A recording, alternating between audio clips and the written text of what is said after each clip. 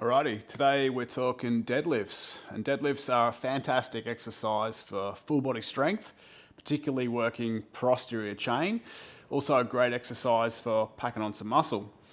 But like every exercise, there are some risks involved. So today I want to talk about how I progress the deadlift and offer a few tips to help strengthen your deadlift. So when it comes to deadlifts, I like to teach the deadlift from the top down, not from the bottom up.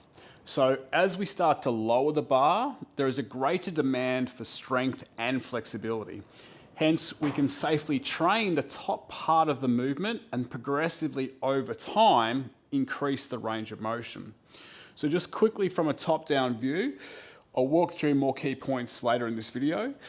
But from the top in this deadlift, we're standing with everything locked out. Knees are locked, hips are extended, rib cage is down, we're not overarching the back.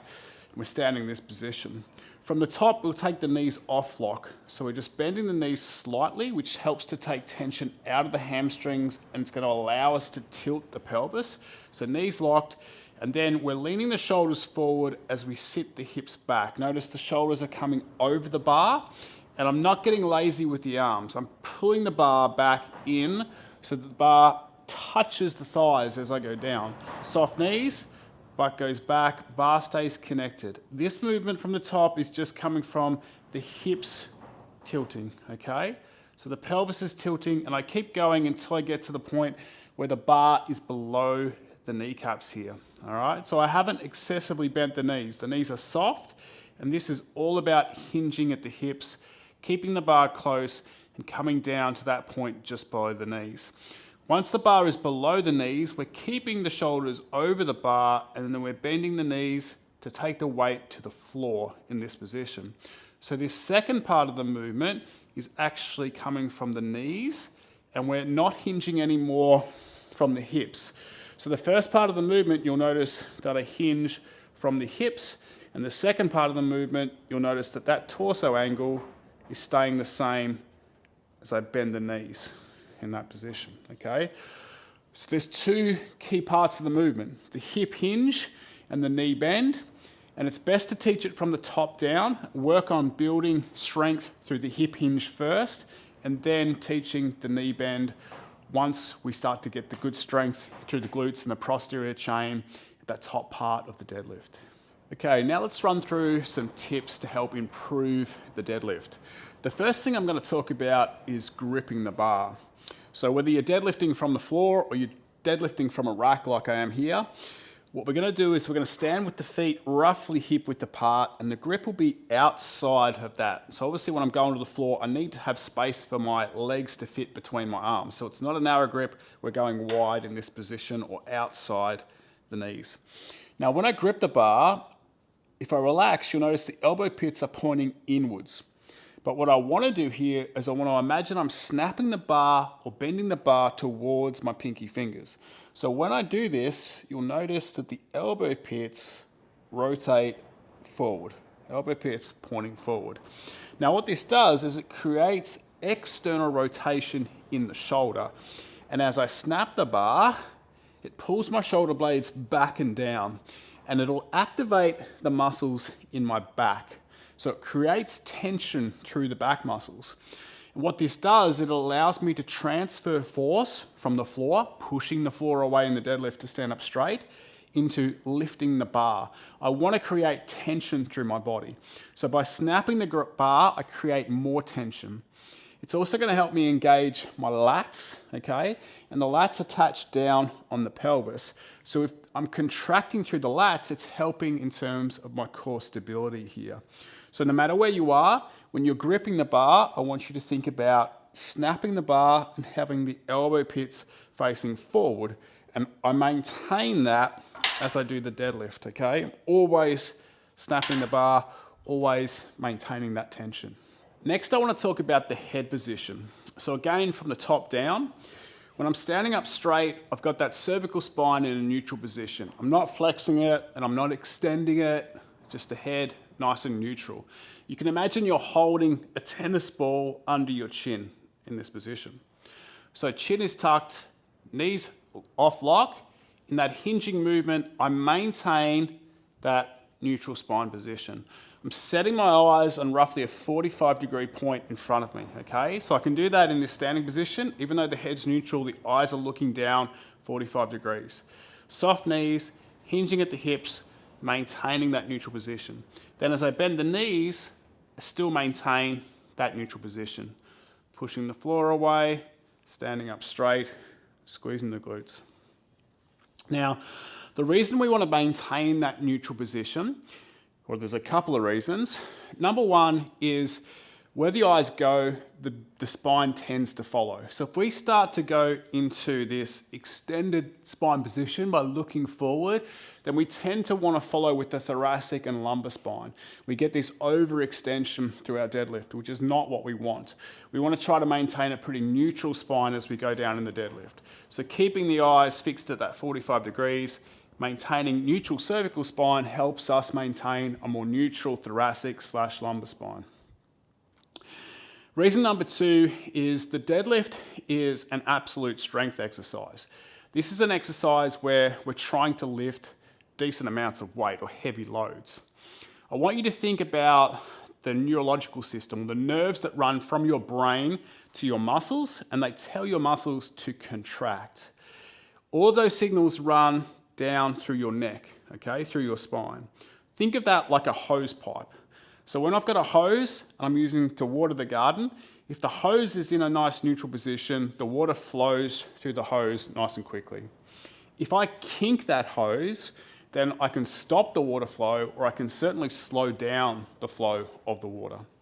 So if you're starting to extend the spine here, you're slowing down the signals. You're kinking the nervous system and you're slowing down the signals and the strength of the signals. So therefore, it's having an impact on the strength of the deadlift.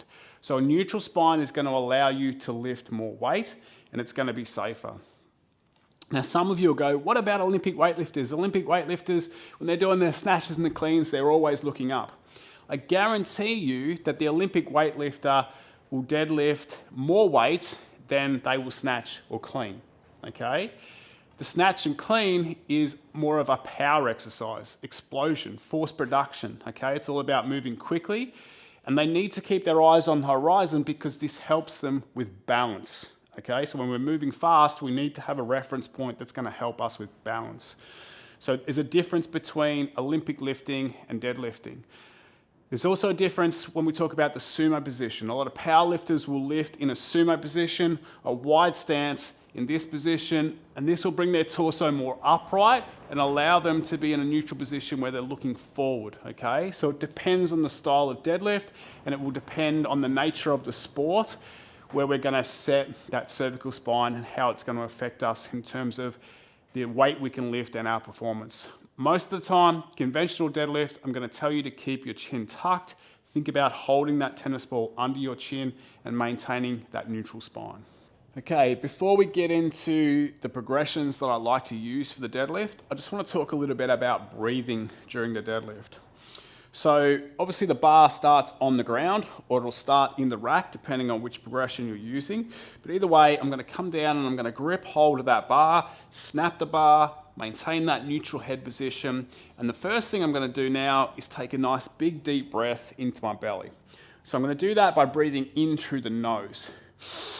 This helps me breathe into the diaphragm or push the diaphragm down. And I'm thinking about expanding 360 degrees. So if I was wearing a lifting belt, I'd be thinking about pushing the stomach out into the belt from the front, from the sides, and even from the back. So I feel nice and tight all the way around. The analogy I like to use is think like a tree. The broader the trunk, the stronger that tree is, the harder it is to push over. The narrower the trunk, then the easier it is to push over that tree. You want to be the tree with the broad trunk, so expand that midline. We don't want to breathe in through the mouth, because typically when we take a mouth breath, we're breathing into the chest. And this is making the midline narrower, okay? So I always recommend breathing in through the nose. So once we're set, we breathe in through the nose, and then I'm going to start to push the floor away and stand up in the deadlift. And as I do that, I'm going to exhale through the mouth as if I'm blowing up a balloon. So it's a nice, slow, steady exhale. By the time I get to the top, I'll breathe all the way out. Now at the top, the joints are locked. So this weight is now sitting on the skeletal system. This is an easy position for me to hold and take breath if I need. But as soon as I bend those knees and start to hinge at the hips, now the weight is resting on the muscular system. And the midline needs to be tight. We need to have tension through the midline to support that weight. So before I bend the knees, I'm going to inhale, expanding 360 degrees, and then I'm going to hold my breath, bending the knees, hinging at the hips, taking the bar down, then taking the bar to the floor. If I'm doing multiple reps, I'll start to stand up, and as I stand up, exhale, get to the top, inhale, touch, start to change directions. Once I'm moving the bar up, exhale.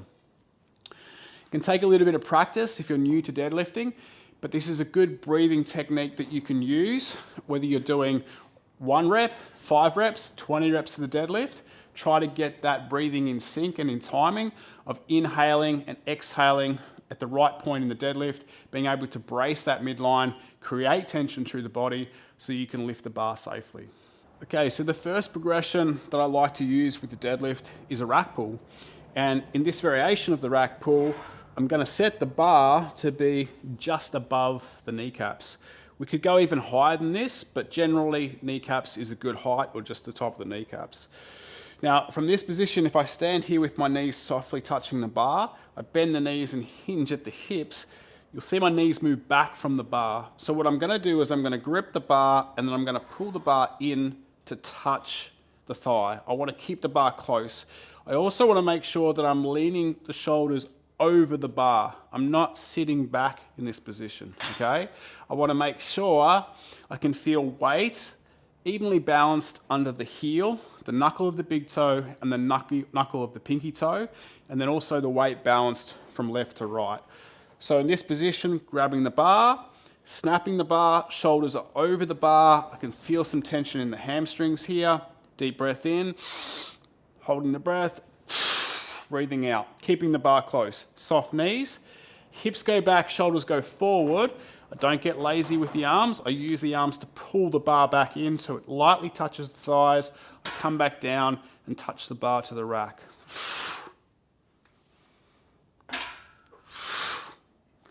That's how I'm going to do my reps.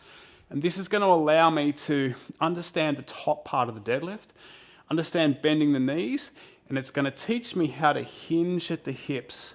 Okay, so I want to be hinging. There's not a lot of knee bend going on here. The knees are soft, but all of the movement is coming from the hip hinge here as we go up and down. So this is a great first progression.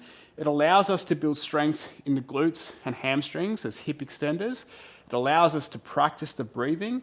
It allows us to understand snapping the bar, and we can start to get quite good at this. We can build up to being able to do a body weight on the bar, and then we can start to think about progressing this and taking the bar lower down. And that's exactly the next progression. So now we lower the barbell to be just below the knees in the rack. Everything stays the same. So hinging at the hips, coming down, gripping the bar, pulling the bar in, make sure it's touching the body, snapping the bar, leaning the shoulders over, making sure the shoulders are over the bar in this position. Deep breath in. Think about pushing the floor away, standing up straight. Deep breath in. Knees are off lock, hinging at the hips, keeping the bar close, maintaining that neutral head position. Don't get lazy with the arms, pulling the bar back in, and just keep hinging, keep hinging, keep hinging. Barbell below the knees, touching the rack, starting to come up. Exhale. Knees are close, down.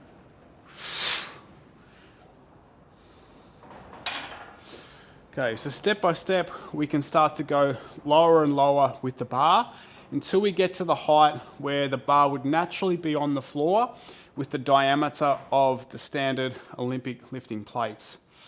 Again, this is a progression from above the knee to below the knee, and this still teaches our clients, or teaches us, to be able to hinge at the hips and focus on hinging at the hips. You'll notice as I did this, as I set back up, the shins are pretty much perpendicular to the floor. I'm not bending the knees and pushing the knees forward. This changes the movement. Knees are back here, okay? We're maintaining those shins perpendicular to the floor, up, soft knees, pushing the hips back, and not really bending the knees very much here, okay? If we start to bend the knees, it changes the angle of the torso, and it's gonna put more pressure on the lower back. So we have to encourage ourselves to learn the hinging movement, getting the shoulders over the bar, sitting the hips back, keeping the bar close, and learning how to take the bar down to being just below the knees, okay, the top half of the deadlift or that top part of the movement, before we start training the bottom half of the movement, which is the bending of the knees and taking the barbell to the floor. Okay, the next progression here, once you've gone lower in the rack, is being able to deadlift the barbell from the floor. Now, typically what I like to do here is actually just work on that bottom bit of the deadlift. So we're learning how to set ourselves up here, feet under the bar. We're imagining we've got the bar. So soft knees, hinging at the hips, then bending the knees and coming down to the bar. It's a nice way to set up, especially for a beginner who's lifting or starting to deadlift from the floor who hasn't done that before. Just go through the eccentric phase to get yourself set up. Once you get better at deadlifts, okay, fair enough, you can come up, you can set yourself in whatever position. But in this example, knees are soft, hinging at the hips, coming down, bringing the bar in to touch the shins, gripping the bar nice and strong, thinking about snapping the bar, okay, so elbow pits are pointing forward, that neutral head position, the breath, getting tight, and then what we're going to do here is you'll notice the shoulders are over the bar, and the torso angle is going to stay the same, but what I'm going to do is I'm going to start to push the knees back and bring the bar up to be just below the knees, and then I'm going to take it back down again. Getting tight again, snapping the bar, pushing the floor away just below the knees, back down again. Notice the shins are staying perpendicular to the floor. I'm not shooting the knees forward here because this will change the angle of the torso. I'm keeping the knees back and I'm just allowing the knees to bend and pushing the floor away. Bend and pushing the floor away. Keeping the shoulders over the bar, loading the glutes and hamstrings in this position. So this teaches us the first part of the deadlift, the bottom half of the deadlift, lifting the bar from the ground to just below the knee. And if we've done the rack pull, we've understood how to take the bar from just below the knee to standing up straight, okay? So we can start to bring the two together, but it's good to practice this as just an individual exercise, just the bottom half of the deadlift, doing it for reps, taking your time, thinking about building tension, and just learning how to keep the shoulders over the bar, to keep the shins perpendicular to the floor, and to push the floor away, okay? Torso angle doesn't change, pushing the floor away to lift the bar off the ground. Okay, now we've got the components to build the entire deadlift, or have we? We understand the rack pull, taking the bar from maybe just below the knees to standing up straight. We understand the bottom half of the deadlift, lifting the bar to the knees. But still, people can sometimes struggle to lower the bar all the way back down to the floor. And this is where I like to use the halting deadlift. And during the halting deadlift, what we're going to do is we're going to have a pause in the eccentric phase when the barbell gets just below the knees. Now, in this pause, it allows you to check in and make sure you're in a good position. Are the shoulders over the bar? Is the weight distributed under the knuckles of the big toe, pinky toe, and heels of the feet? Is the head in a neutral position? Are you set to take the bar to the floor? This is what it looks like. So we'll set up for our normal deadlift, coming down, gripping the bar, snapping the bar, elbow pits facing forward, head neutral position. Deep breath in, setting the body. Pushing the floor away, standing up straight in the deadlift. Deep breath in, setting the midline tension, soft knees, hinging at the hips, keeping the bar close, bringing the bar down to just below the knees, and then we'll pause here. Shoulders are over the bar, head is neutral position, okay? Shins are perpendicular to the floor, bending the knees and taking the barbell back to the floor. We go again.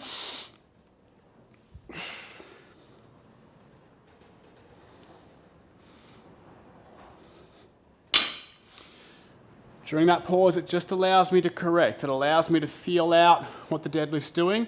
It also allows me to make sure I'm in a really good position before I take the bar down to the floor, which is when the most pressure is going to be put on that lower back. So then standing up straight, getting myself set, coming back down, pausing again. Am I too far back? Is the weight all in my heels? Am I too far forward? Am I on the balls of my feet? Where am I? Is my chin neutral? Okay. Are the shins perpendicular to the floor? Is the barbell close or am I being lazy? All these things I can check here. And you don't have to do this with a heavy weight. You could even do it with an empty barbell. But we're just trying to get the technique right. We want to make sure we're picking the barbell up, keeping the weight close to the body, and we're lowering the barbell, keeping the weight close to the body. We want to make sure those shins are staying pretty perpendicular to the floor. We're getting the best line of force for pushing the ground away to deadlift that weight. And we're putting the bar back down safely by maintaining that shoulders over the bar, nice flat back, torso angle staying the same, and the movement coming from the knees. Like I said at the start, there's sort of two movements in the deadlift. There is the hip hinge and taking the barbell just below the knees, and then there is the knee bend and taking the barbell to the floor. And then obviously it's the reverse of the two there. So combining the rack pull and the bottom portion of the deadlift teaches us how to lift the bar, and then using the halting deadlift allows us to hone in or just make sure we're doing the same technique when we're lowering the bar back to the floor. Okay, one more little tip I want to share is sometimes at the gym, you might have a busy gym, you might struggle to get to a squat rack to be able to do your rack pulls. Or another problem you might have at the gym is the diameter of the weight plates. Now, you want that Olympic lifting diameter. So my 5 kilo, my 10 kilo, my 20 kilo, they're all the same diameter. But in some gyms, the 5 kilos are smaller, the 10s are a little bit bigger, and then maybe the 20s are the size that you need. But what we don't want to do is we don't want to have this barbell on the floor with these small weight plates, because now you have to go through a greater range of motion. And if you're lacking flexibility or strength in that range of motion, that's when the injury can potentially occur. If you don't have a rack, you also want a way that you can start to bring the barbell up. So what I'm using here is I'm just using my weight plates as an elevation that I can rest the barbell on. So if I wanted to build this up to a height where I could be doing rack pulls with the barbell above my knee, I'm going to need to build a taller elevation or use a weight plate with a greater diameter. At the same time, if I'm learning to deadlift from the floor and I just want to put 5 kilos on or 2.5 kilos on, and I don't want to be lifting low down, I can use the weights to bring the barbell up to that mid-shin height. So in this example, this is probably roughly where the barbell is if I was using the full diameter. So I can hinge at the hips, I can come down, grab hold of that bar, snap the bar, and do my deadlift and not have to go through a greater range of motion. It's allowing me to train with less weight, that range of motion that I would do with a normal Olympic lifting diameter plate, or it's allowing me to replace the squat rack and build my own rack pull if I'm learning to do the top portion of the deadlift. So depending on what equipment you have available at your gym or in your home, you might have to do something like this. You could use a Reebok step as the elevation. You can use a stack of weight plates. Find what you've got to be able to bring that barbell up. So these are just some of the most common progressions I've used over the years to help many of my clients learn to deadlift. There are other exercises I sometimes use, but these are the most common exercises. Now, generally the limitations in deadlift are to do with obviously strength and flexibility. These exercises are great for helping clients build the strength required to do the deadlift.